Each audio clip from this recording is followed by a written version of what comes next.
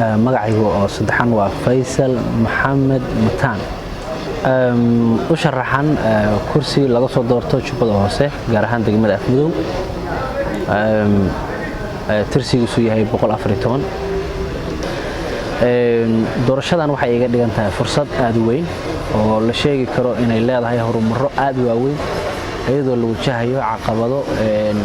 soddonkii sano u dambeeyay dawladnimadeena iyo deegaanadeennaba saameeyay marka gaar ahaan dadka Jubbaland matalaadoodu taalo oo reer Jubbaland ah waxay u tahay fursad aad u weyn in baarlamaanka 12aad ay qayb ka noqdaan waxaan doonaynaa inaan tijaabino awooddeeda cilmi iyo midayada faham iyo tan siyaasadeed intaba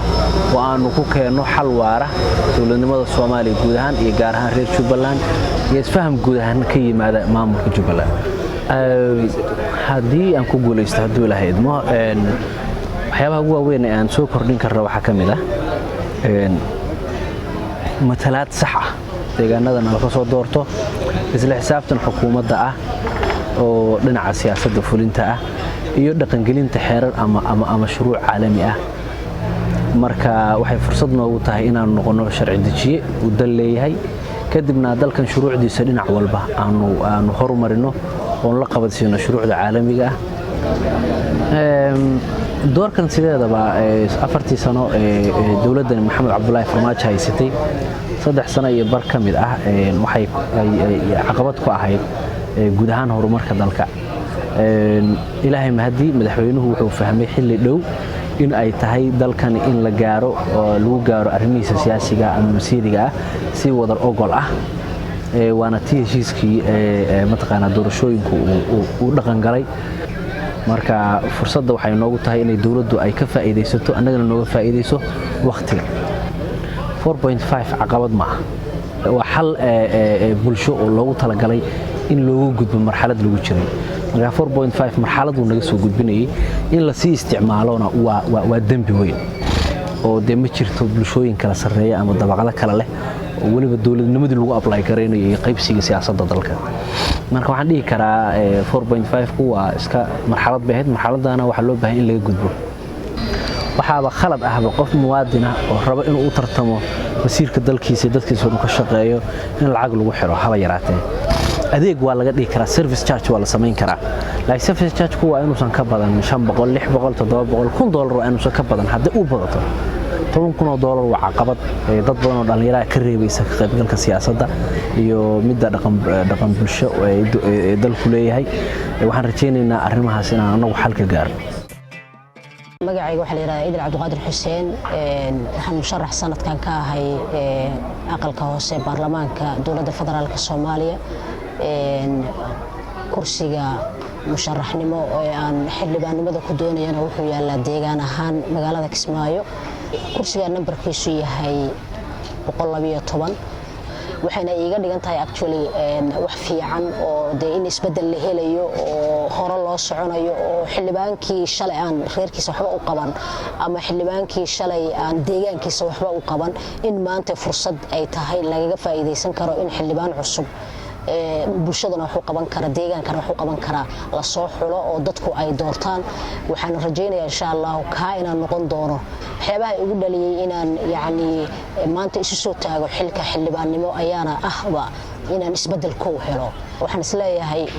waa soo kordhin kartaa wax badan bulshadii baan ku dhex jiraa baahida bulshadaan ogahay dadweynaha maanta iyo deegaankuba baahida ka jirtaan ogahay saddexda shay oo xildhibaan laga rabo oo maxay yihiin matalaad dhab ah labo la xisaabtan dhab ah saddex sharciyeyntii waxaan u arkaa xildhibaanada hadda sanadkan inuu matalayay doorashooyinkii hore ee 4 sano hadda soo dhamaatay inay ka gaabiyeen aan u arkaa waxaan rajaynayaa inaan dardar galin doono sida ugu dhowna aan ula shaqeyn doono bulshada iyo deegaanka caqabadaha ugu badan oo aan oran karno way ku gadaaman yihiin waxa weeye koow fursadaha ay heli karaan haweenka iyo dhalinyarada oo aad u yar dadka lala tartamayo ama musharaxiinta oo inta badan ay adag tahay in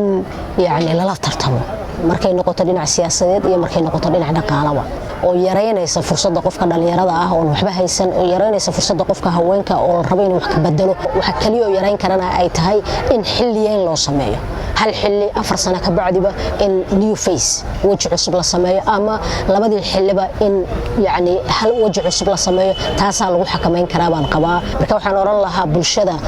ergooyinka imaan doona inayna ka eegin laba shay isku meeli karaan inay kursiga iibsadaan iyo in matalaad laba ay helaan labada isku meeli karaan waa inay mid tuuraan waa ku khasbannahay inaan helno dad tayo leh oo maamulka iyo deegaankaba u tura si lagu heli karana waxa weeye inaan lacagta la eegin ee la eego dadnimada iyo qofka quality-giisa in la eego haddii taa la waayo weligeen meeshaan joogaynaa weligeen hore uma soconayno weligeen horumar kasta waxaan ku xiraynaa dhaqaale taasna marka haddii dhaqaale mar walba la eegana waad ogtihiin oo waxa way wax shaqaynaya ma lahan magacaygu waa Cabdiqani Maxamuud Axmed gees cadde waxaan u tartamayaa